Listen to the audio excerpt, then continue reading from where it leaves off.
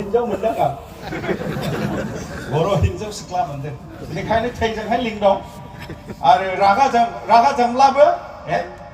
अरदाला बिया बिगुमैसो होननानै आंबो सानना लागोन आरोखि सानना लागोन आरो Bible फरायनि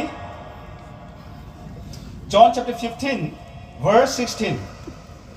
John Gospel according to John Gospel 15 verse 16 आं इंग्लिशआवहाय फरायनि You did not choose me but I chose you and appointed you to go and bear fruit that will last बर'आवहाय आंनि बुजिनाय बायदि ट्रान्सलेसन खालामनोसै आं नोंसोरखौ सायख'दों नोंसोरो आंखौ सायख'वाखै आंहा नोंसोरखौ एपइन्ट माने फिथाइ थायनो थाखाय नोंसोरखौ एपइन्ट खालामदों बोर खालामदों आरो बे फिथाइया जाहैबाय गोबाव बोसोर जिरग्रा फिथाइ खिन्थु बर' ट्रान्सलेसनावहाय बुंदों जेब्लायबो फिथाइ थायनो थाखाय बे जाया एसे माबा जादों जेब्लायबो दंफां थाइजौआ जेब्लायबो 12 मास फिथाइ थायनांगौब्ला मा जानांगौ बहुद दंबो साननो हागौ बे बिफांनावहाय ना सोरबा खुलुम फैनो हागौ बिफाङा सिजन गाव सिजनावहाय फिथाइ थायो खिन्थु बाइबल बे जनावहाय जों नुनाया मा जाहैबाय फिथाइया माबायदि फिथाइ गेसाव फिथाइ थायगोन ना फिसा फिथाइ थायगोन ना गिदिरखौ थायगोन ना नङाला कालाव फिथाइखौ थायगोन ना नङाला गोबाव बोसोर जिरनाय फिथाइ थायगोन बेनि क्वालिटिखौबो दिन्थिदों बेनिखायनो ख्रिस्टियाननि फिथाइफ्रा गोबाव जिरग्रा फिथाइ नांगौ जेब्लायबो फिथाइ थायालाबोनो फिथाइ थायबाय जिरनायसिम गोगोम जिरनायसिम फिथाइ थायनो गोनां आरो जोंनि कम्पानिया गोजौनिफ्राय ना जिरो संसारनि मबाइल कम्पानि नकिया कम्पानि बायदिसिना रोखोमै कम्पानिफ्रा थाब माबा रिपेयार नांगौ गोनां जायो खिन्थु जोंनि कम्पानिया गोजौनिफ्राय फिथाइया माबायदि लास्टिं फ्रुट मा जायो बेखौ बे टीमनि लानानै थैनायनि लामायावहाय थाबायनाय मानसि थैनायनि लामायावहाय थांनाय मानसि सोरबा सिथारनो थाखाय बोनानै लाग्रा मानसिफोरखौ बासायदो हमथादो होननायनि टपिकखौ लानानै बेजोंहाय आं शेयार खालामनो सेस्था खालामदों आं आरज खालामनो Heavenly Father, we thank you for your mercy today. We thank you, Lord, for your goodness in our life. Here, Lord, your people are sitting here with different kinds of purpose. Some are so thirsty. Some are coming just simply. Some are, Father, accompanying their friends. But whatsoever purpose and intention they come, your word will touch them, Lord. I believe in your word. I believe in the power of your word, Lord. Then, Lord Jesus, use me once again. Lord, give me grace and open the hearts of your people who will listen, Lord. Without your word, it is not possible. Therefore, I submit this time. I submit, Father, the rest of the time and everything into your care. In Jesus' name I pray. Amen. Maya Manani Amaya Sani Yohai Magazine Punglanai Katabarko, Ishe revise Kalamna Sandanga Philip Yancey Hanai India Yohai Sase Kiria Bundan Christian ni Potainaya Miracle Yohai Snada Handu Miracle Yohai Snada Christian ni Potainaya Iserni Rodayo Senadu Handu Rodayo Christian ni Potainaya Samanang Tau Kamani Yohai Snada Samanang Tau Kamani Nunane Aros Klamna Naya Hamnai Kai Christian Hapla Shintadongo Arutaya Serbani Arosa Nongala Manse Miracle Mahiba Nunane Christian को गोसो थोनानै Christian को interest खालामनानै Christian हाबला अनजाग्राफोर बे मिराकला मालाबाबो लास्टिं जाया बे मानसिया miracle नांबाय थागौ मिराकल नांबाय थागोन किन्तु मिराकला कले जाया खनसेल' जिसु ख्रिस्टआ मा सागरावहाय थाबायो ना कले हे सर्टकाटसो होननानै हे नाव माने बोनाय होननानै मा नावखौ नाव जावनायबो मुस्किल जायो हे पिटार आंहा सर्टकाटाव थांनोसै होननानै दैलि सागरावहाय थाबाय थाया ना खारन जाहैबाय मिराकला खनसे जायो लाइफआवहाय किन्तु बे मिराकलावहाय सोनारना नाङा जोंनि इसोरनि गाहाम बाथ्रा रदायावहाय जों सोनारनांगौ रदायाव सोनारनांगौ आरो रदाया मा इसोरनि रदाया मा मैया बुंदों 1 Corinthians chapter 5 verse 7 8 9 10 11 12 7 निफ्राय लानानै इसोरा बिसोरनि दिनावहाय साखि मोनथाम लाबोगोन मोनसेया जाहैबाय दैया मा गाहाम बाथ्रा दानि दै सागरनि दै बे बर'लेण्डआवहाय दैखौ नङाखै बुङाखै मानि बुंदों गाहाम बाथ्राखौ दै होनदों एफिसुसनि चैप्टर 5 verse 26 आवहाय गाहाम बाथ्रा दै होनदों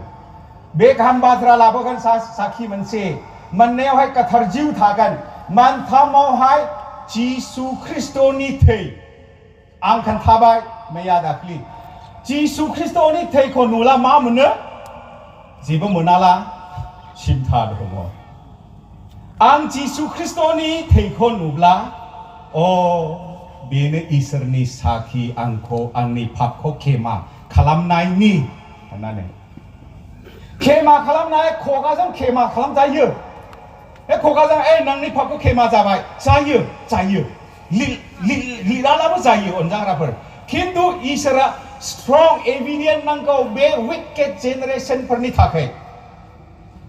जों विकेड जेनेरेशन गाज्रि इनाय जेनेरेशनफोरनि थाखाय इसोरा साखि नांगौखाय गावनि फिसाला जिसु ख्रिस्टनि थैखौ गावनि खेमानि साखिनि थाखाय क्रुसावहाय आलाय जादों बेनिखायनो आं खेमा मोनबाय खेमाया फ्री गिफ्ट सोरगोआव थांनाय फ्री गिफ्ट होनखाबाय किन्तु जों नाजानाय मावनाय दांनाय आलासि खालामनाय बुजिनाय मदद खालामनाय आरज गासै मा बान्थानि थाखाय होननानै आं खोन्थाखाबाय बान्थानि थाखाय बे नंगौ बाथ्रा आरो मा बुंदों बाइबेलावहाय ख्रिस्टियानफोरखौ गोजाम रदायाव होन गोदान रदायाव होन बिफांजोंहाय रुजुयो बिफांखौ नायब्ला आं बिफां गायनाय सर' दं बोसोर 10,000 20,000 माल गायो बोरमा जायो आं गायो बोरमा जायो आं गायो आरो बिसिबां जानो हायो किन्तु उनावहाय बोरमा जानो हायि बिफांखौ गायनानै माने बोरमा जायाखिसै बिफां गायग्रा मानसि बिफां माने सायानि सिङावहाय थाग्रा मानसिफ्रा बिफाङा माबोरै मिथिगौ बिफाङा देरनो थाखाय थाबनो देरनो थाखाय लुबैब्ला मा खालामनांगौ अनजाग्राफोर KG2 नि एग्जाम बिफाङा थाब देरनो लुबैब्ला थाब देरनानै थाब बिबार बारनानै फिथाइ थायनो लुबैब्ला मा नांगौ sufficiently water is needed sufficient water regular water is needed बिफाङा देरनांगौब्ला रेगुलार बेलासि फुङावहाय दै लुबाय थानांगौ दैलि साफिसियेन्टलि जथेस्थ दै बिफाङा दैखौ मोनब्ला बालाबारियावबो बिफाङा थाब देरो बेबायदि देरो बालाबारि बे अन्थाइबारि बालाबारि माहाय बारि जाथां हाब्रुबारिबो जाथां जेखुनु बारि जाथां दैल' मोजाङै मोननांगौ दै मोजां मोनखांनानै मा जायो थाब देरो बेबादियावनो जोंनि ख्रिस्टियान लाइफआवहाय मा नांगौ गाहाम बाथ्रा नांगौ रेगुलार गाहाम बाथ्रा नांगौ गाहाम बाथ्रा गैयाला eri dat nanggawa eri det langkan ulta det langkan kaham batra kiyala mansi pernukan korolo dekkan korolo de nana laudum dum janane आथिं आखाइ बोलो जानाय नङा बेबायदि मानसि जागोन मैया बुंदों जोङो एजुकेटेड मानसि डक्टरेट गोनां PhD आरो MSc BSc आरो मेल्ला मानसि नांगौ जोंहा खिन्थु बेनिफ्राय दैदेनग्रा गिर्जाखौ दैदेननो थाखाय मा नांगौ जिउआवहाय सुफुंजाग्रा एजुकेशनजों लोगोसे बेखौ नांगौ खर'ल' एजुकेशन जानानै इसोरखौ गिनो रोङा बोसोरावहाय खनसे खननैल' हाबग्रा मानसि जानाय ब्रिलियेन्ट जाब्ला खर' देग्रा खर'ल' देरनानै बोलो गैयै माने बिसासि जागोन दंफाङा देरब्ला मा जायो दंफां देरब्ला लासै लासै जायगा लायो ना लासै जायगा लायो आरो दंफाङा देरब्ला साया होयो आरो दंफाङा देरब्ला फिथाइ थायो बेवहाय मा बुंनो हास्थायदों Christian growth the growth of Christianity is not measured with the building infrastructure and the membership Christianनि growth Christianनि फिथाइ Christianफोरनि जौगानाया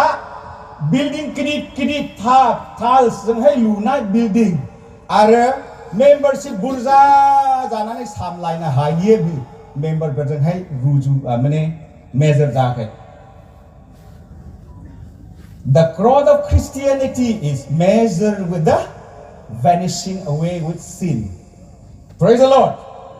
Christianफोरा जौगा जालांबायब्ला पापआ खोमालाङो. Praise the Lord. आंहा जिउआवहाय देरलांनायनि चान्स थाब्ला पाप सिगाङावहाय रायबाय थाग्रा पटाय रायलायबायग्राया सर'आ खोमालाङो मैया हराव बुंदों इसोरनि इच्छाखौ सिनायनो मिथिनो हास्थायनाया इसोरनि इच्छाखौ जेरावखि माव इसोरनि इच्छाखौ सिगाङाव दोनब्ला पाप मावा एकदम पापनिफ्राय गोजान जागोन बेयो गोदान रायनि नियम New Testament the law of New Testament मैया खोन्थादों New Testament theology गाहाम बाथ्रायावहाय मा जादों relationship and fellowship नि बिषय बुंदों relationship माने सोमोन्दो लानाय fellowship माने लोगो लानाय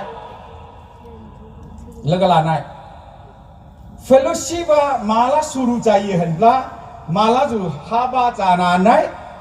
covenant माने रदाय खानानै संसार खुंनानै थैजोंहाय जोनोम जानाय गथ' गथायफोरजोंहाय मा जायो रिलेशनशिप सुरु खालामो बेबादियावनो फेल'शिपआ माबोरै फेल'शिपआथ' आं अरुणाचलाव थाबाय बिसोरजोंहाय फेल'शिप लाबाय थैनि सोमोन्दो गैया आरो माहायबो थांबाय जेबो सोमोन्दो गैया फेल'शिपल' जाबाय खिन्थु बे फेल'शिपजोंहाय सोरगो होननाय जागैया सोरगो थांनो हाया इसोरखौ माबायदि सिबि माव 35 बोसोर हाब्राम जा आरो सेक्रेटारि चेयारमेन भाइस प्रेसिडेन्ट जा खिन्थु इसोरजोंहाय सोमोन्दो गैया खालि फेल'शिपल' जाब्ला गिर्जाल' नागारा खिन्थु सोमोन्दोनि खोथाफोर बुजियाला सोरगो थांखाया मानोना होनब्ला जोंनि इसोरजोंहाय सोमोन्दोआ माजोंहाय जिसु ख्रिस्ट' फोथायनायजों जिसु ख्रिस्ट'खौ फोथायनायजोंनो जिसु ख्रिस्ट'आ जिसु ख्रिस्ट' थैखौ लानाय समाव थैखौ नै हमजानायनि हरावहाय नै बेनि आंनि थै लां बे आंनि थै बे आंनि बेदर जा मानोना होनब्ला बे नोंसोरनि थाखाय पाप खेमा होनो थाखाय गोदान रदाय Praise the Lord. गोदान रदायनि बिषय सिगाङावहाय 2002-2003 आवहाय माने आं बुजिदों बे सिगाङावहाय 1996-97-98 बादियावहाय आं रदायनि खोथा जोंनि गिर्जायावहाय आं खोन्थादों सेंग्रा समाव इसोरा बेखौ आंखौ मिथिहोदों आरोखि मिथिहोनानै मा खालामदों न'आव थांनाय समावहाय मामि आंनि बिमाया फैनानै मोनसे बाथ्रा बुंदों अनजाग्राफोर गेजेरावहाय आं माखौ बुंनो हास्थायदों होनब्ला जिउनि खोथा जों नांगौ संसारनि खोथाया आखल आखुनि खोथा संसार जिउ खुंलांनाय फरायनाया बाजार हाथायावबो मोनगोन ना हाथाय बाजारावबो मोनगोन जेरावखिया मोनगोन खिन्थु जिउनि खोथा आं बुंनो सेस्था खालामदों दिनै आमाया 96 आवहाय आं आरज खालामदोंमोन आरज खालामै इसोरा आंखौ मा होनदों आंखौ रायज्लायदों होनदों माबायदि रायज्लायनायखौ आं बिमाया खोन्थायाखै आंनि आमाया खोन्थायाखै नोंनि फिसा जोङो 6 जन दङ साफ्रोमखौबो आंखौ हरदो होननानै बे समाव आया आं माबोरै हरनो गिबि आंनि फिसाला मिहुखौ आंखौ थायबाय मानो बयखौबो साबाखौ मानो नांगौ आरो साबाखौ मानो नांगौ होननानै माने हराखै जाहैदों बै समावहाय गावा खोन्थाफिनबाय आयौ मा आंहा जाम्बि जाखो दिनै मा जाम्बि जाखो इसोरा दा बिफिनब्ला लांजाब होननांगौमोन आंहा बिराद रिग्रेट जाबाय होननानै गाबनानै आंखौ खोन्थादों बे बिमानि खोथा बाथ्रा इसोरनि बिसय बुंनाया आंनि थाखाय दिनैसिम ख्रिस्टियाननि जिबनावहाय आंहा माने एनकारेज होयो मोनजाग्राफोर माखौ बुंनो हास्थायदों जोङो गाहाम बाथ्रा बे पापनि खेमानि थाखाय नोंसोरनि थाखाय गोदान रदाय होननानै होनाय पाप खेमानि दिन्थिनाय साखि खेमा जाखाबाय होननानै साखिखौ जाबाय लोंबाय अब्लाबो गोनो गोथो जाब्ला सोरखौ थांनो थाखाय गोनो गोथो जाब्ला मा जाम्बि ख्रिस्टियान बेलाय ना जाम्बि ख्रिस्टियान जाम्बा ख्रिस्टियान बिदि जागोन गाज्रि दा मोनसै नोंथांमोनखौ बिदि बुंनाय जायाखै खिन्थु सोरबा दंब्ला होननायसो जाबाय आरो बावहाय इसोरा रायज्लायग्रा इसोरा गावनि बाथ्राखौ फोसावनो थाखाय लुबैग्रा इसोर जों दिनै ख्रिस्टियान जिबन खुंनायावहाय नायनो ना ख्रिस्टियाननि ग्रथ जाब्ला ख्रिस्टियाना जौगानाय फैब्ला मा बुंदों पापआ गोमालाङो ख्रिस्टियाना ससाइटियावहाय जौगानायाव फैब्ला जौ दखानफोरबो गैया 100 जौ दखान थाथों जौ सावनाय ना एवनाय हा सरि आं जौ एवग्राबो होनहांनो सानदों जौ संग्रा 100 मानसि दखान थाथों सासेबो ख्रिस्टियानफ्रा लोङाला दखान थैगोन कम्पानि बन्द जागोन ख्रिस्टियानफ्रा ग्रथ जौगानायावहाय फैब्ला दखानावहाय बाखि दोना आं बाखि सिस्टेमखौ बाबाय हरैहाय बाखि दं नोंथांमोनखौ रायनोसै दानो दखानावहाय बाखि जाहाबाय दखान गंब्रै गंबा सेस जाबाय पैसा थानाय समावहाय बोरमा गय बायदिसिना फाननाय समाव होफिननो थाखाय गोसो गैला बिब्लाबो होफैया बे ख्रिस्टियान ससाइटि जायो हा दानो नोंनि सिपियावहाय सोरबा होनांगौ बाखि दंब्ला थांनानै प्रेक्टिकेलि होदो रिटार्न खालामदो फैसाखौ नोंनि होनांगौखौ ख्रिस्टियानफ्रा जौगानायाव फैब्ला मोनसेबो हा-हुनि थाखाय सिमनानि थाखाय प्रब्लेम गैया जोंनि जौगायाखै अनजाग्राफोर मानो होनब्ला जों बाथ्राया गैया खालियैनो दङ ख्रिस्टियानफ्रा मा जागोन जौगानायहाय फैब्ला लिडारशिप क्राइसिस गैया मोनसे खोथा गिर्जानि बिसयखौ रायनायजों लोगोसे आं बुंदेरनो सानदों मानो होनब्ला ख्रिस्टियान जानाया 100 बोसोर खुंलाय मेला मानसि जाबाय नोंथांमोननि वर्कार्सखौ नायदो पार्सनेल इनकामखौ नायदो गिर्जानि दानफोर आरो टेन्टाइफोरखौ दस मंसफोरखौ नायदो इसोरनि मोखां लाजि सिं 3000 4000 सोर इसोरखौ सेवा खालामनो ना कमिटि लिडारफोरा साननानै 5-6,000ल' होबाय दे मोजाङै मोजां इसोरनि हाबा मावलांदो नों मावो बिदि 5,000जों नों मावो 6,000जों नों मावो नङा बिदि नङा गाहाम बाथ्रा बादि थाबायब्ला अनजाग्राफोर आं बुंगोन नोंथांमोना माव दा माव टेन्टाइआ मिनिस्ट्रिनि थाखायल' गिर्जा लुनो थाखाय नङा टेन्टाइआ डेस्क बेरेन्सि बायनो मिउजिक साउन्ड सिस्टेम बायनो थाखाय नङा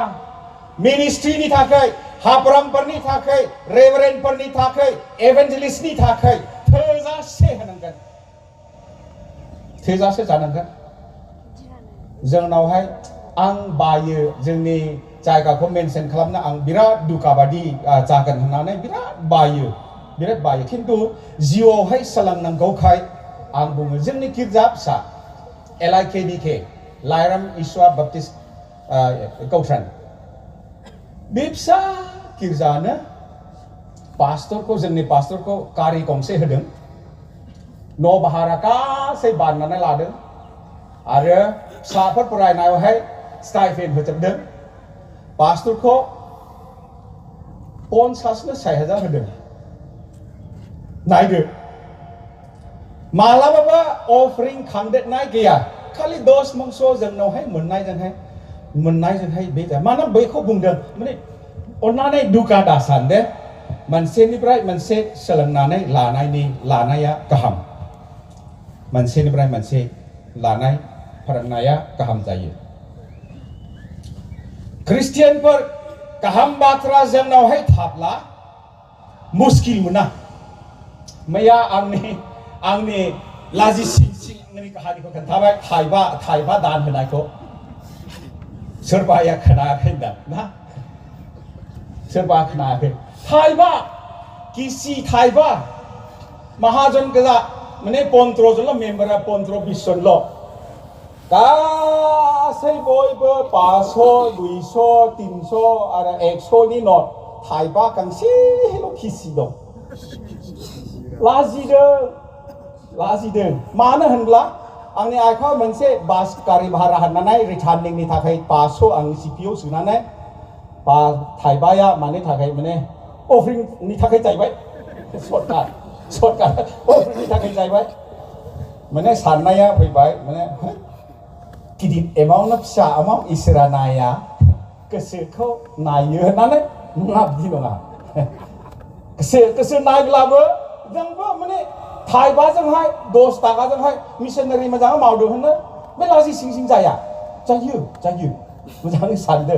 लाजि सिं जायो आरो बेबादि माने होनब्ला इसोरखौ भरोसा गैया नायहरो इसोरनि जगायनाय जेह'भा जिरे होननाय इसोरनि जगायनायखौ जोङो सानहरनो हाया बेनिखायनो मा बेसेबां उमुक गिर्जानिफ्राय इथु फैगोन उमुक गिर्जानिफ्राय इथु फैगोन उमुक गिर्जानिफ्राय इथु एनावहाय साबसे वाकार दं बेजोंहाय हिसाब खालामग्रा खर'जोंहाय गिर्जा सलायग्रा जोंनि गिर्जाखौ सोर दैदेनगोन गाहाम बाथ्रा गोथार जिउ दैदेनगोन ना आरो गियानि गुनि मेलेमजिबि गोनां मानसि दैदेनगोन नोंथांमोना सोलायनो लुबैब्ला जौगानो लुबैब्ला सिस्टेम सोलायनांगोन एखे हे जों गोदोनिफ्राय 100 बोसोर जाबाय बिदि मावबाय थाबाय बिदि सलिया जौगानायनि फैनायनि सम जाबाय जौगानो थाखाय सिस्टेम चेन्ज नांथारगौ कनफारेन्सआवहाय बयबो फैदों गोजोननाय मोनबाय मोजां मोनबाय मोजां नुज्लायबाय मेथाइ खनबाय मोसाबाय आरो दामबाय देबाय गोदान दामि दख'ना गानबाय गेजेरावहाय आं हिनजावफ्रा गोजाननिफ्राय बिनि दख'ना 3000 5,000 15 मिथियो जों हौवाफ्रा मिथिया हाबा मिथिया बेसेबां सानो माने बे गाननाय जोमनायनि बुंफबनाय जानाय लोंनाय बेदर बुरजा बेदरा गोथाव आंबो जाबाय थायो अब्लाबो बेल' साननानै माने सिस्टेमा एखे 10 बोसोर 20 बोसोर जाब्ला मा जौगानायनि दिन्थि होनब्ला मा दिन्थिगोन दिन्थिनायनि गैया दिन्थिनो थाखाय गैया बेनिखायनो अनजाग्राफोर जन चैप्टर 1 verse 1 to गाहाम जहान 1 to 12 आवहाय मा बुंदों गाहाम बाथ्राया संसाराव फैनानै बे बाथ्राया संसारनि खोमसियावहाय फैदों सोरां होदों खोमसिया मा पाप आरो आं मैया खोन्थाबाय पापजों लोगोसे इनाय एकदम इनाया मेगन सानाय ग्रिडिनेस लुबैदेरनाय गाज्रि साननाय बेफोरा ख्रिस्टियान सासे व्यक्तिगत जिउआवहाय जिसु ख्रिस्टखौ मोनग्रा बासायजानायखौ मोनखांनाय मानसि जाब्ला बे बाथ्रायानो सिंनि गोसोम आन्दोरिफोरखौ स्रां खालामहोयो मोनसे खोथा बुंनि रागा समावहाय सोरबा खैफोर नों कन्ट्रल खालामनाय दङ मा रागाखौ कन्ट्रल लुबैनायखौ कन्ट्रल खालामनाय दंना गैया कन्ट्रल खालामग्रा रागाखौ कन्ट्रल खालामबाय थाग्रा लुबैनायखौ कन्ट्रल खालामबाय थाग्रा न'खराव समाजाव गिर्जायाव आंनि इच्छा बायदि जाथां होनना माने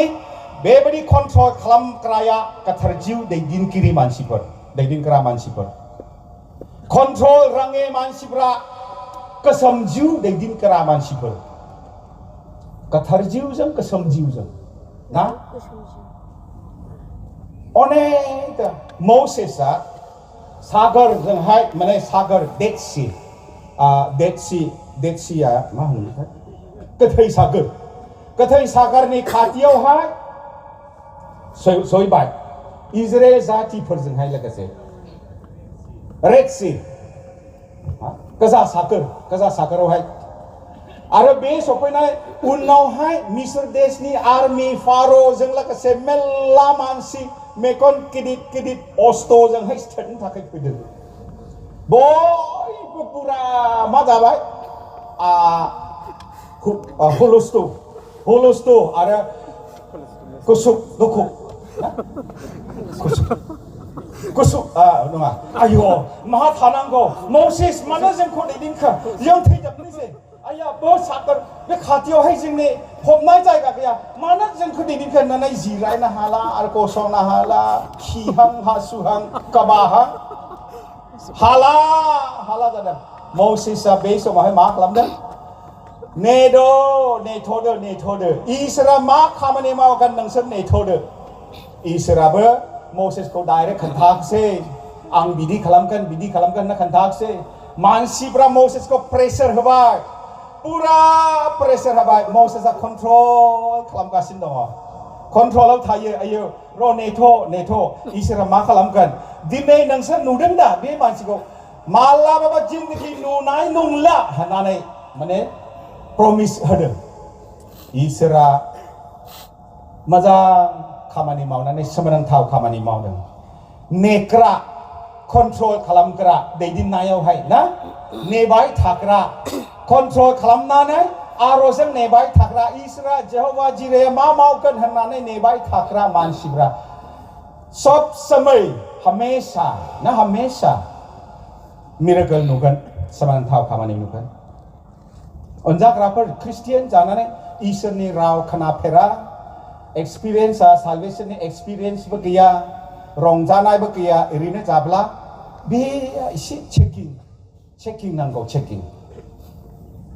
नांगौ आरो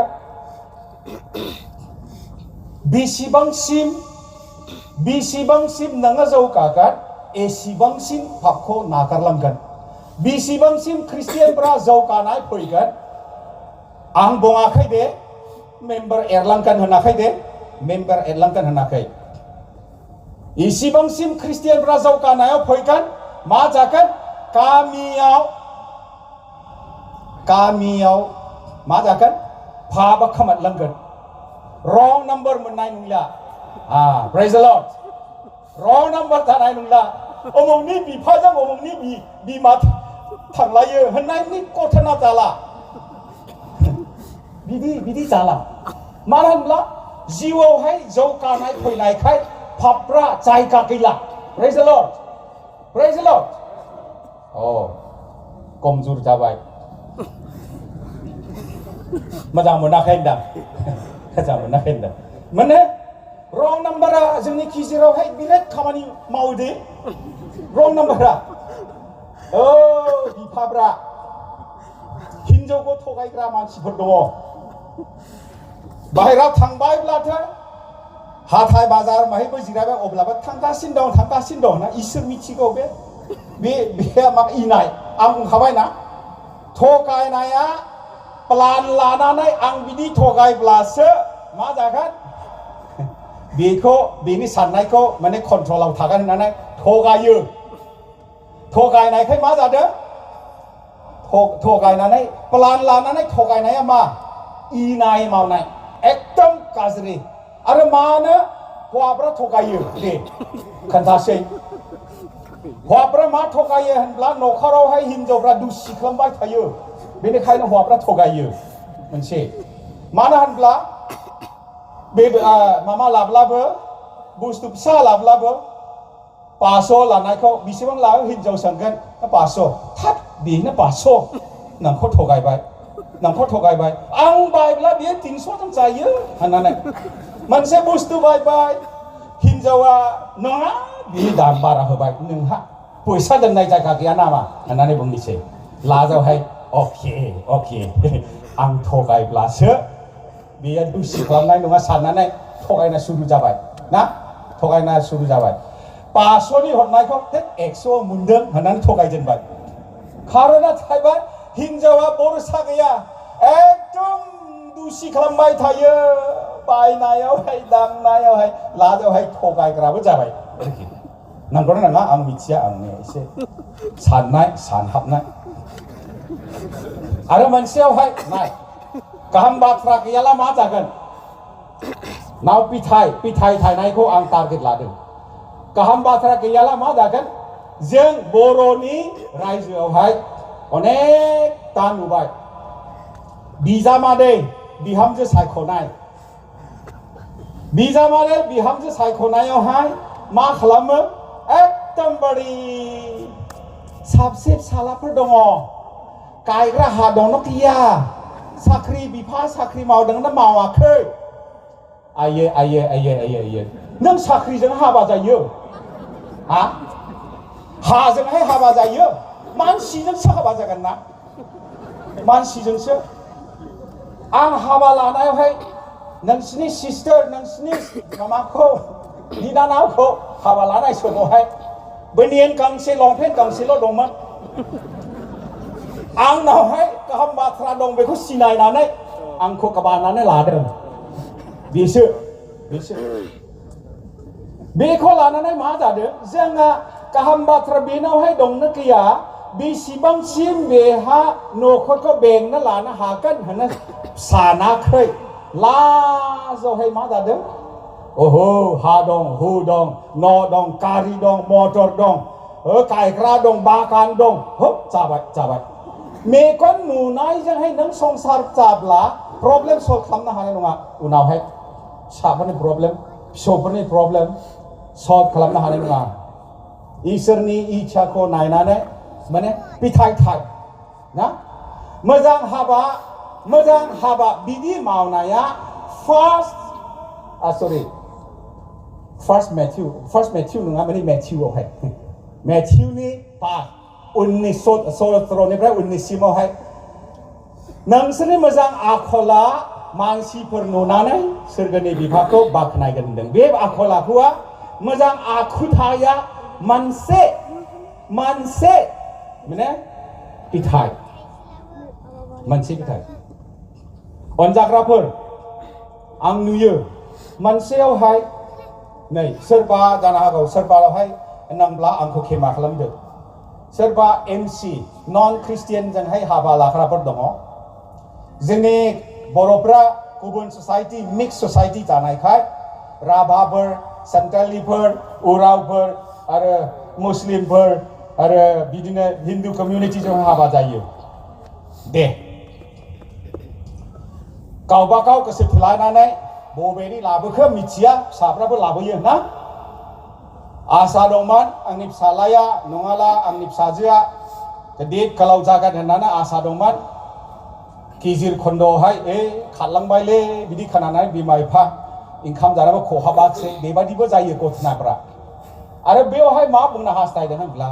जोङो एनसिफोर नन ख्रिस्टियानफोर एनसि होननाया हिन्दु मुस्लिम जेखुनु जाति हक जोङो बेसोरजोंहाय हाबा जाब्ला नों ख्रिस्टियान बिमा बिफा जानानै दायथ' दङ बिफांखौ दै लुनो थाखाय लुबाय थानांगौ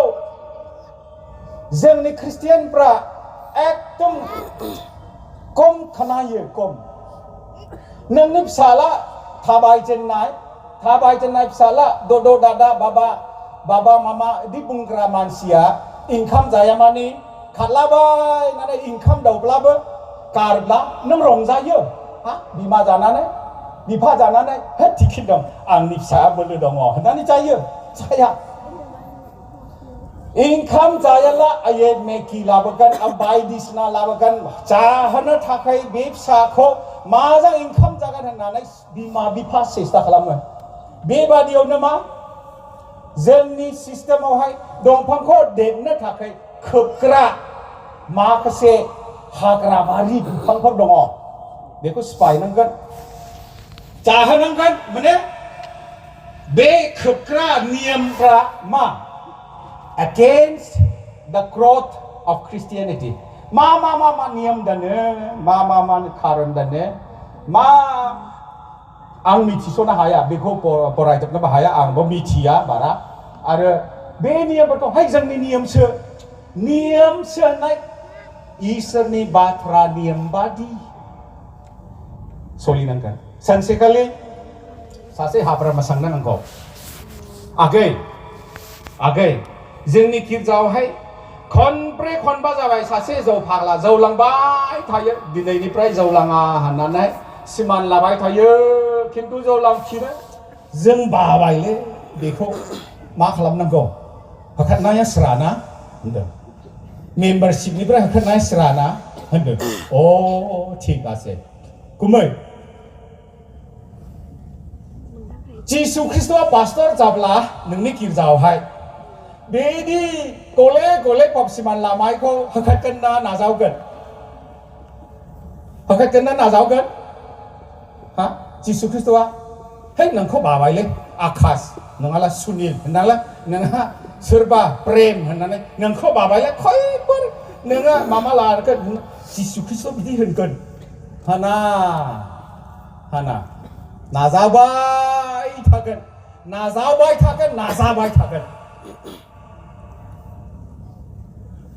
जिसुनि नोजोराव पापी मानसि जिना हारिजोंहाय बुंफबनाय मानसि बयबो हौवा मिथिग्रा हिनजावखौ इसोरा मा खालाम जिसु ख्रिस्ट'आ मा खालामदों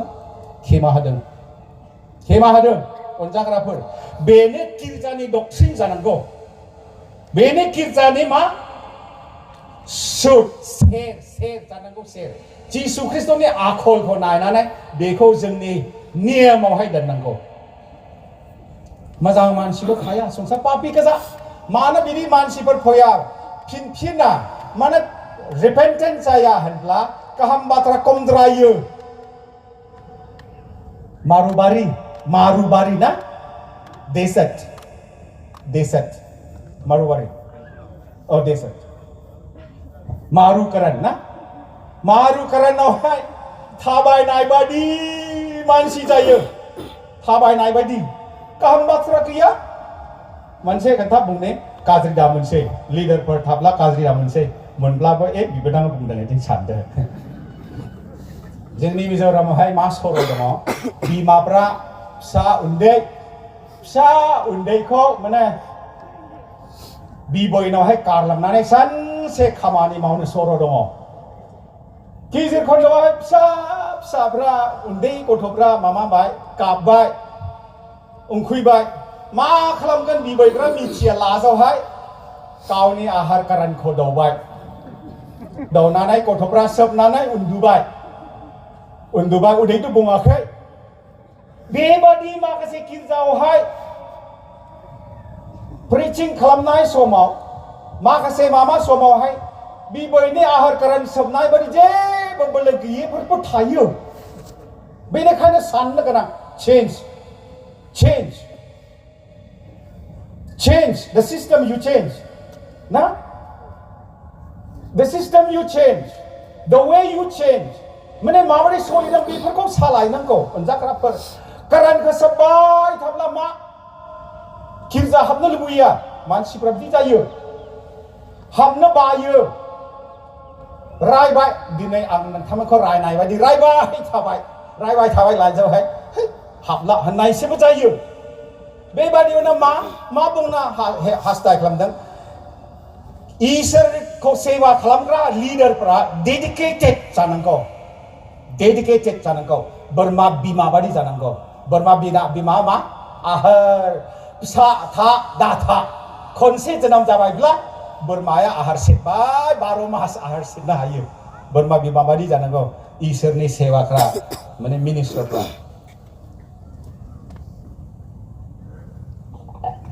आरो मोनसे बे मानो जोंनि जौगानाय फैयाखै मानो फिथाइ थायाखै मानो मानसिफोरखौ बासायनो थाखाय नस्थ' लामायाव थांग्राबो बासायनो रोङाखै होनब्ला गाहाम बाथ्रा एकदम खमद्रायो गाहाम बाथ्रा गैया लुनाय गैया सानसेयावहाय खनसे नङा सप्तायावहाय खनसेल' गिर्जा हाबनायावहाय मा गाहाम बाथ्रा मोननो मा लाबोनो हानाय दैलि जाब्लाबो इनकाम फैफिनो ना बेबादियावनो जोंनि माने चेन्ज होननायावहाय गाहाम बाथ्रा खोनानायफोरखौ एक्सटेन्ड खालामनांगौ खनबा गाहाम जानांगौ हरावहाय फ्रि थाब्ला गिर्जा लोगो लानांगौ न'खर सेवा सोरबाखौ लिंनानै न'खर 4 न'खर 5 जमा जानानै सेवा फेमिलि प्रेयार कटेज प्रेयार बायदिसिना खालामबाय थानांगौ शेयारिं जाबाय थानांगौ बाइबल फरायनाय जाबाय थानांगौ आरो बांसिन साबसिना मकस्थ' बाइबलखौ लाथारनांगौ मकस्थ'आ जन 3:16 खौल' मिथियो मकस्थ' लायो खिन्थु जेबो ओंथिखौ मिथिया इसोरा गोब्राब माने संसारखौ अननानै माने फिसालाखौ होबाय आरो माने होनानै बिदियावहाय बेल' जाया उनावहाय बिसोर खालामजानाय नंला होननाय बाथ्रा दंखाय बेखौ बावनानै ओरैल' फरायफैयो आरो बेनिखायनो माखौ बुंनो हास्थायदों मकस्थ' Bible the best memorizing in the world is गाहाम बाथ्रा best memory आंनि बिमाया स्कुल थांनायनि सिगाङावहाय बाइबल मेम'रिखौ फोरोङो दिनैसिम Revelation chapter 22 verse 11 and 12 दिनैसिम आं मकस्थ' जायो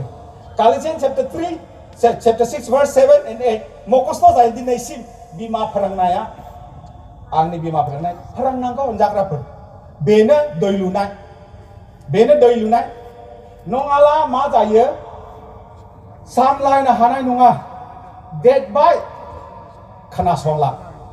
लावबाय खोनासंला गावनि आथिं आखाइजोंहाय खामायनो रोंबाय खोनासंला नोंखौ उल्टा डमिनेटसो खालामगोन जोंखौ बिमा बिफाखौ उल्टा डमिनेसनसो खालामगोन मानो बर' ससाइटियाव जोंनि ख्रिस्टियानफोरनि ससाइटियाव बर'ल' नङा ख्रिस्टियानफोरनि ससाइटियाव एखमब्ला फिसालाजोंहाय बिफाया रायलायनो हाया मोखां नुलायनो हायाबो जायो ना जायो मेला जायो बिमा गिजिरावहाय बेचरा आरोहाय बिफाखौ सामलायलाय फिसालाखौ सामलायलाय हरसे न'खराव थालायो खिन्थु फिसालाजोंहाय बिफाजों रायलाया मोजां गाज्रि रायलाया नांगौखौबो बिमा बिगोन आरो बिफाखौ डाइरेक्ट माने बिमानिफ्राय फिसालाफ्रा मोनगोन बेबायदिफोर मानो जायो होनब्ला जोङो गाहाम बाथ्रा बिमा बिफाखौ माननाय आशीर्बाद मोननाय ख्रिस्टियान जिबनावहाय फिथाइ थायनाय बेफोरखौ सोलोंना जायाखै फोरोंना जायाखै आरो मा खालामदों दंबाव जोङो जिउ खुंनायावहाय important without word of God without the word of God you can never bear fruit we can never bear fruit इसोरनि कथार जिउ बाथ्रा गैयाला मालाबाबो खननै मोजां हाबा मावनो हाया खननै खनथाम जाब्ला आं माखासेफोर नुयो ना माखासे समावहाय मा जायो सोरबा बिफैयो मदद मैयासो फैबाय गाबोन बादि फैफिनलायबाय आया दाख्लि नों थांनाय सप्तायाव फैदोंमोन ना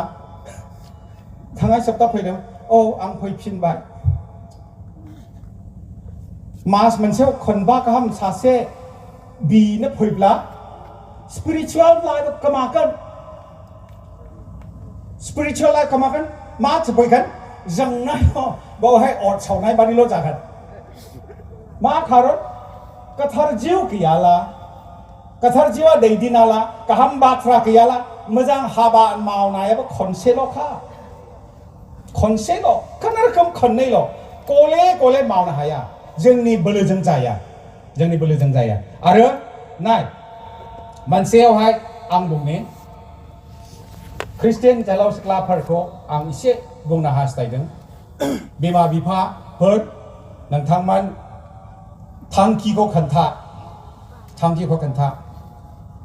आरो जों नुयो जोंनि हाबा मावग्रा इसोरनि मानसिफोरनि फिसाफोरब्राबो मा जायो जिउ गोमालांनाय बादि जायो मोनसेयावहाय जोंनि गथ'फोरखौ इंलिश मिडियामाव होयो इंलिश मिडियामाव एजुकेशन होयो ना बांसिना इंलिश मिडियामाव एजुकेशन होयो थांखिया जाहैबाय बेनि जिबनखौ मोजां खालामनो थाखाय आरो लास्टआवहाय इसोर नङा सरकारनावहाय साख्रि मोननो थाखाय मोजां अनजाग्राफोर मोजां आं बहुल बुङाखै गथ'फोरखौबो नों मा थांखि फरायग्राखौ सोंब्ला IPS doctor nurse chartered accountant आरो पुलिस अफिसार ASC बायदिसिना बुंनिसै ख्रिस्टियाननि फिसाफ्राबो खिन्थु बेसोरा बेदि थांब्ला बे लाइनावहाय नोंथांमोननि उद्देश्य बादि साननायब्ला गावनि बुंबाय बादि थांजाब्ला शान्ति मोनो ख्रिस्टियान जौगानाय मोनगोन आंथ' आसरित मोनदों पास्टरफोर हाब्रामफोरनि आं बेखौ माने एसे आंखौ पजिटिभआवहाय खोनासंदो अन्नानै पजिटिभआवहाय एनकारेज खालामना लादो पास्टरफोर रेभारेन्डफोर आरो बायदि माने गोजौ थाखानाय इसोर सेवा प्रचारक जाखानाय फिसाफ्राबो इसोरखौ सेवा खालामाखै गावसोर सेवा खालामाखै बुंनो थांब्ला serving God is covenanted one सोला मानसिफोर सायख'नानै सोलनि फिसाफ्रा देशखौ सेवा खालामाखै देबिखौ इसोरा सोरजिना इसोरा सायख'नानै फिसा फिरि मा खालामो देशखौ सेवा खालामो बेबादियावनो माखासे दैदेनगिरिफोर आंनि बाथ्राया काराबो जानो हागौ in the points of biblical teaching बिबिलिकेलनि टिचिंआवहाय नायब्ला नों इसोरा सायख'ब्ला नोंनि फिसाखौबो कभेनेन्टेड जायो आं नुदों मोनसे आं नोंथांमोना नुनो हागौ मोनसे खोन्थानि दिनै लास्टखाय आं एसे सम लानो सानदों सासे मानसि एभेन्जेलिस्ट पायनार मिशनारि इन अरुणाचल नोंथांमोना मिथिनो हागौ बेया इसोरखौ सेवा खालामनानै गिजिर खन्दआवहाय माने न'खर बायनाय दंमोन न'खर बायनानै रावबो नाजावाखसै लास्टआवहाय मा जादों बेया पुलपिटआवहाय प्रिचिं खालामनो थाखाय चान्स मोना जिखुनु डिनोमिनेसनावहाय आरो सानै साथाम फिसालाया बिदिनो एजुकेशनाव होयै लास्टआवहाय बिफानि हस्टेल दोननानै बिफानि अननायखौबो मोना बिमा तो ओरैहाय थांलांबाय गैला खबर गैया लास्टआवहाय मा जादों फिसाला देरसिना ड्राग्स फाग्ला जाबाय मानसिफोर सुनो हागौ मानसिफोर बुंनो हागौ औ बिफाथ' सेवा खालामनानै फिसाफ्रा ड्राग्स एडिक्ट जायो होननानै आर'जल' खालामबाय सानसेखालि फैनानै आं बेसेबां नोंखौ बुंगोन बिफा बुंदों नोंखौ आं खैफोर बुंगोन आंखौथ' मानियाखै जाहैबाय बेनिखायनो नों महा गोजोननाय दङ महा साबसिन मोनो नों थांदो होननानै हाजारसे पकेट मानि होनानै थिनहरदों दा फैफिनसै फिसा होननानै दुखुनांथाव ना बुंब्लाबो गाव प्रचार बुंबाय थाब्लाबो ड्राग्स जाबाय नालाय मानिया लास्टआवहाय गाव हाला उमुकनि फिसा होनब्लाथ' अ प्रचारमोन ना होननानै लास्टआवहाय मा जादों थाखा नों जेरावखि थां होननानै पकेट मानि होनानै माने थिनहरनानै मा जादों थांबाय 6 मासनि उनाव अनलाइनजोंहाय सासे सिख्लाजों बे ड्राग्स फाग्लाया माने गोसो थोलायनानै न'आव फैफिनदों सिख्लाखौ लोगो लानो फैदों साउथ इण्डियानिफ्राय फैनानै मा खालामदों बेयावहाय सफैनायजों लोगोसे सिख्लाया गुबुन हौवाजों थांफिनलायबाय गुबुन हौवाजों थांफिननानै मा जाखो बे मानसिया फैफिननायनिबो फैसा गैया आरो जेरावखिया थांनोबो फैसा गैला लास्टआवहाय आफानि बायदिसिना जायगा लोगोफोर दङ होननानै गाव थांनानै बिफानि लोगोफोरनावहाय ट्रोब हाबदों हाबनाय समावहाय न' मालिकआ गैया गावनि बिफासो दङ बेवहाय हा माला फैखो होननानै लास्टआवहाय गावा उपाय गैया लास्टआवहाय बे समनिफ्राय आफा आंहा भुल जाबाय दिनैनिफ्राय खालामला आं इसोरखौ नाजावनिसै होननानै दिनै मा जादों इसोरखौ सेवा खालामनानै गिदिर अर्गानाइजेसनखौ लिडिं खालामदों आं बेखौ बुंदों उमुक नोंनि बिफाखौ इसोरा सायख'नायखाय नोंबो कभेनेन्टेड जाबाय कभेनेन्टेड माने रदाय नोंबो रदाय खाबाय नोंनि फिसाबो जागोन बिदि अनजाग्राफोर साननो गोनां इसोरा खनसे सायख'बाय जेनेरेसन सायख'यो ना बेफोरा आरो जोंनि एजुकेसन इंलिश मिडियामाव होयो सिमांखौल' ब्रेन वाश खालामो गथ'फोरखौ डक्टर जानांगौ साइन्टिस्ट जानांगौ आरो बिदि जानांगौ IPS जानांगौ माहा गाहाम बाथ्रा दङ बिमा बिफाफोर नरकआवहाय गारसननाय बायदि मोनाखै हा नोंथांमोननि पैसा पुरा आर्निं जानानै इसोरखौ मुगैग्रा जाब्ला नों खुसि जागोन नों रंजागोन गिर्जा हाबनो मोखां लाजिनाय नङा बिदि जाब्ला माने एजुकेशन लानानै डक्टर जानानै आरो इन्जिनियार जानानै इसोरखौ नागारदों होनाखै आं मोनसेयाव बुङो इसोरनि गाहाम बाथ्राखौ सिंनिफ्राय सोजोबनांगौ आं दानिफ्राय सेस्था खालामो आंनि गथ'फोरखौ लिंहरो आं लिंहरलाबो आं फ्रि जायाला आंनि बुरिया लिंहरनानै खोन्थायो ना बुंजोबखायो नोंसोर साब्रै जेखुनु जा बिसि गिदिर फराय इसोरखौ सेवा खालामनांगौ होननानै जों ब्रेन वाश खालामबाय आंनि दाख्लि फिसालाया गदायसिना माने बार्थडे खुंदोंमोन बार्थडे खुंनानै मास्टारफोरजोंहाय जिरायनानै बार्थडे मेथाइखौ खननानै दे नोंथांमोना बे बार्थडे मानसिखौ नों साननो हागोन मा लुबैदों होननानै बुंदों आरो 7 बोसोर आरो सासे सोंबाय नों बर' हिन्जाव लागोन ना मिजौ हिन्जाव लागोन सासे मास्टारा सोंबाय आफा सायख'गोन होनदों फिसानो आं बिराद खुसि गोजोननाय मोनदों आंनि आफाया सायख'गोन आं मिथिया होनदों राइट आन्सारसो होननानै आं थांनानै हेन्डशेक खालामदों आरो सासेया सोंबाय नों डक्टर जागोन ना इन्जिनियार जागोन ना मा जागोन होनना सोंफिनबाय नङा आङो प्रचार खालामगोन होनदों आंबो हेन्डशेक खालामफिनबाय माने आं खोन्थाबाय थादों फुङाव नङाला बेलासियावहाय बाइबल बकस्थ'खौ लायो जों ज' लायो नङाला साम्स 23 खौ ज' फरायो बकस्थ' नङाला लर्डस प्रेयार बेखौ फोरबोनि बिनायखौ जों बियो बेजोंहाय माने खोन्थानांगौ फरायबो नांगौ एजुकेशनबो नांगौ डिग्रीबो नांगौ लोगोसे नाम्बार 1 नोंसोरनिया सरकारनि नङा दे इसोरनिसो होनना खोन्थायो प्रेज द लर्ड जायफ्रा मलमनो हाया कतना खालामनानै मलमबाय दावा बेदों मलमनाय बायदि मलमदों उपाय गैया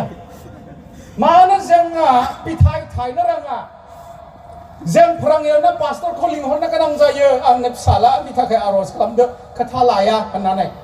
मानो बुंनाय बाथ्रा दं it is better to learn from childhood उन्दै समावहाय सोलोंनाया साबसिन होननानै बुंनाय बाथ्रा दङ अनजाग्राफोर बेनिखायनो आं माखौ बुंनो हास्थायदों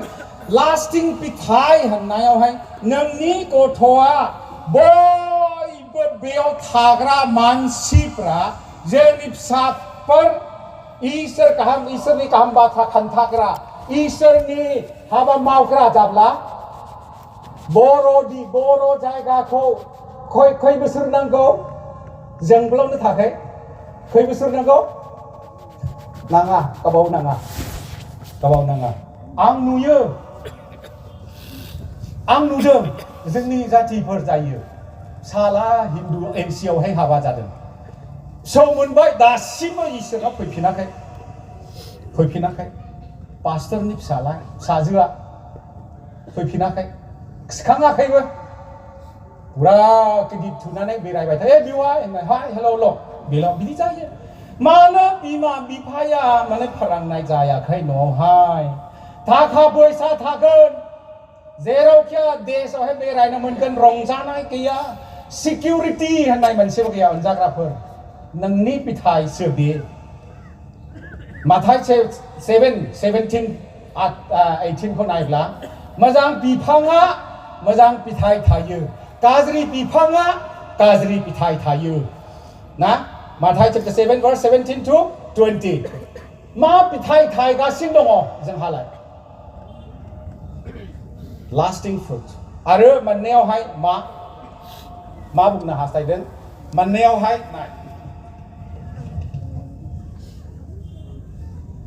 the fruit of the believer is another believer the fruit of believer is another believer बिसासिफोरनि फिथाइया मा गुबुन बिसासि सोरबा बुंदों जोंनि गथ' गथाय फिसाफ्रा नङा जानो हागौ बेखौ बेंखांनानै फोरोंखांनानै सोलोंखांनानै जोंहा गुबुननि मानसि बबे लामायावहाय दङ बेखौ मिथिनानै मा बासायनो थाखाय जोंहा दायथ' इसोरा होखादों बेनिखायनो मा खालामनांगौ लाजिनो नाङा आं रोङा आं मिथिया नङा Luke chapter 10 verse 2 to 3 The harvest is plentiful but the workers are few Ask to the Lord the harvest to send out the workers Here बावहाय जिसु ख्रिस्टआ लुकनि 10 आरो 2-3 आवहाय मा बुंदों नायदो मानसिफ्रा बेसेबां मावनांगौ दङ हार्भेस्टखौ मा होनो बुथुमनाय मेल्ला दङ खिन्थु मावग्रा गैया नोंसोरो मावग्राखौ थिनहरनो थाखाय बिफानावहाय बि होनदों बेनो मिशन मानो जिसु ख्रिस्टआ बुङाखै ओइ बिफानावहाय बि होननानै ओइ नोंसोर दानो थांदो मानो होनाखै बि होनदों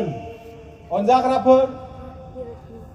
मिशन खामानियावहाय बाइबेला फोरोंदों बि आफा मानसिखौ थिनहर होननानै न'आवहाय हान्थु खालामनानै उपबास लानानै नोंथांमोना जों आर'ज खालामबाय थाब्ला इसोर थिनहरगोन बेनो मिशन थिनहरथ'वाखै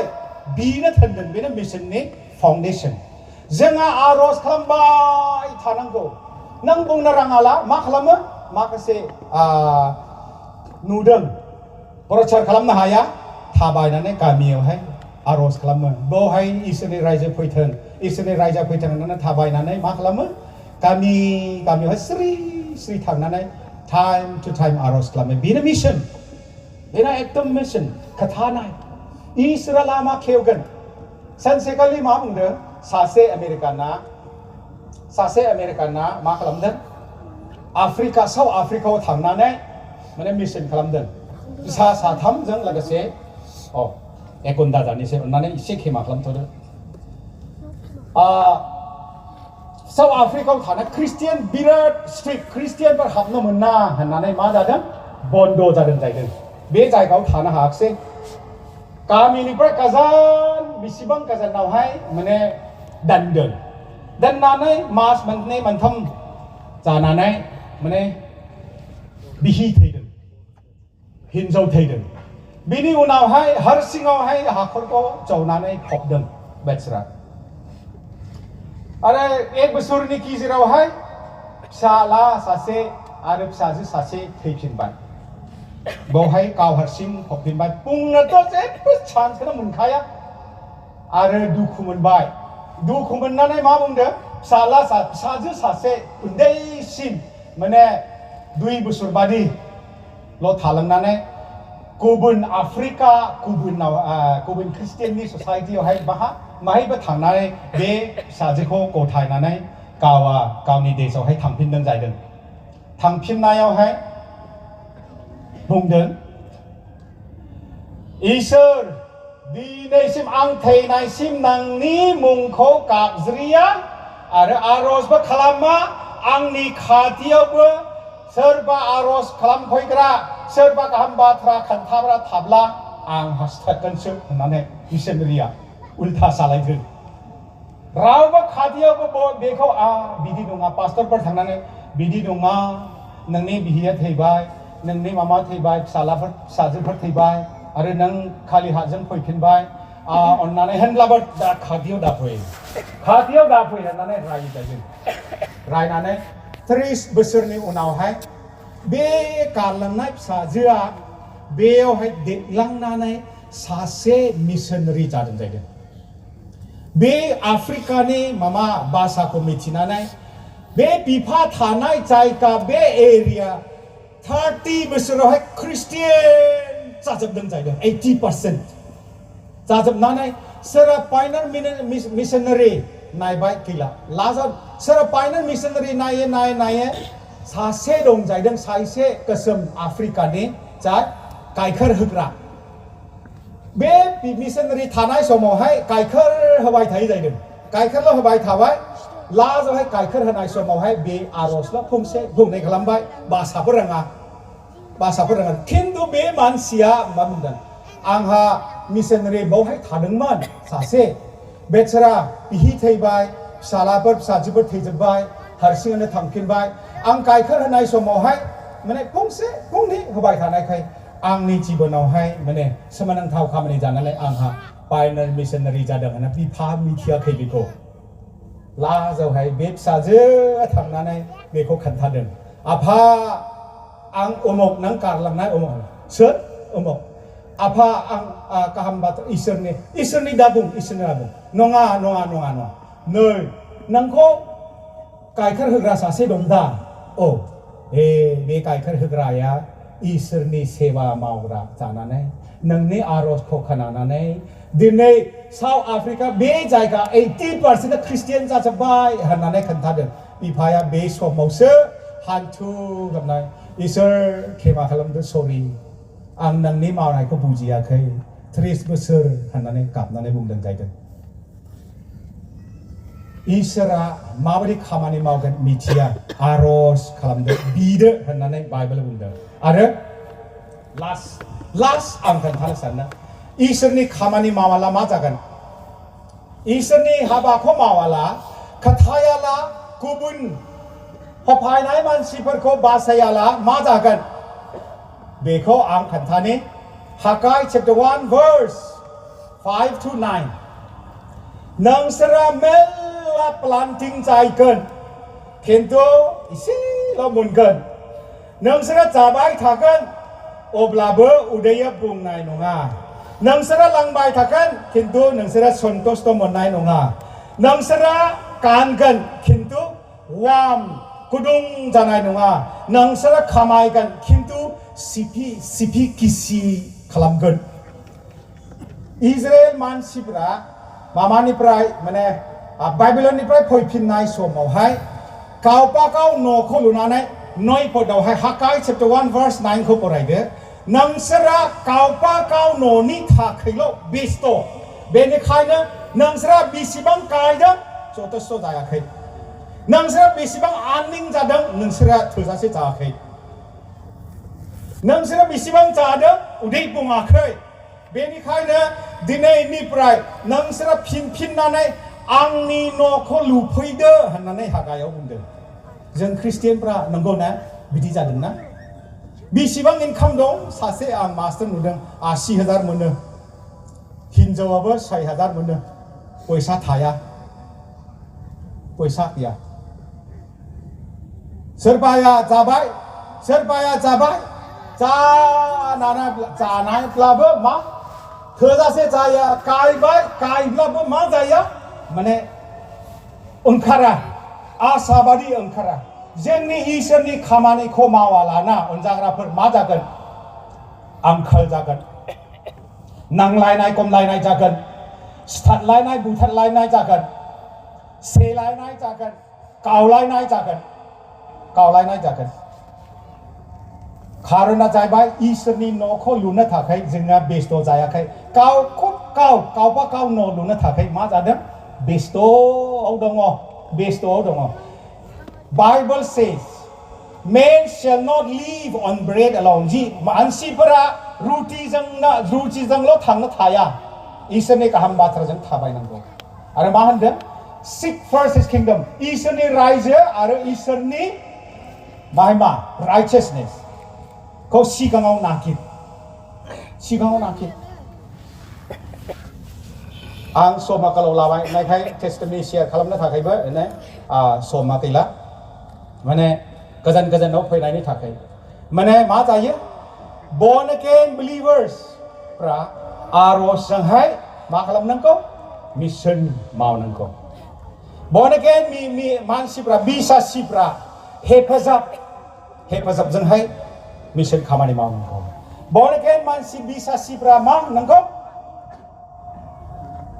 दान होनायजोंहाय ईश्वरनि खामानि मावनांगौ किंतु खास करके ना घर में 14 बच्चा से शुरू करना पड़ेगा आपका बच्चा से from your children you have to start first नंग lasting पिथाय जबनो गैयै पिथाय थायनो थाखाय सायख'जाबायब्ला आं जबनो गैयै पिथाय थायनो थाखाय सायख'जाबायब्ला नोंनि न'खरनिफ्राय शुरू खालामनांगोन एजुकेशन होदो इंलिश मीडियमावहाय किंतु ब्रेन वाश खालामनांगौ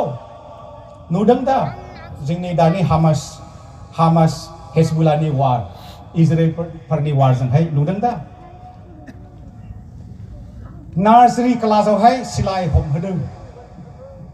नार्सारि क्लासनिफ्राय सिलाइ हमहोदों आरो बिमाफ्रा गथायदों जिहादनि थाखाय होननानै गथ'फोरखौ गथायदों गथ'फ्रा जिहादनि थाखाय थैब्ला मा जायो बिमाफ्रा खुसि जायो बिदि गथायदों जोंनि ख्रिस्टियानफ्रा मानो गथायदों डक्टरनि थाखाय गथायबाय थिग मोजां किन्तु इसोरखौ बावब्ला शान्ति मोनगोन गोमालांगोन नोंनि पिथाया आंनि पिथाया गोमालांगोन अनजाग्राफोर बेनिखायनो दिनै आं खावलायो बिसासिफ्रा न'खरनिफ्राय लानानै जोबनो गैयै माने लास्टिं गोबाव जिरग्रा पिथायनि थाखाय आर'ज खालामदो थाखाजों समजों दिहुननानै बांसिन मावनो थाखाय नों गाबोन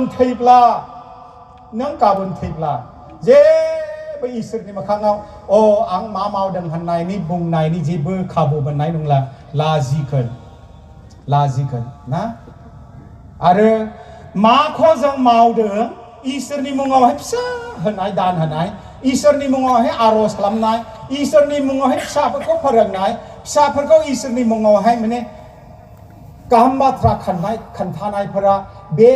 लास्टिं जागोन सम्पथिया गोमालांगोन किन्तु इसोरनि बाथ्राया गोमालांनाय नङा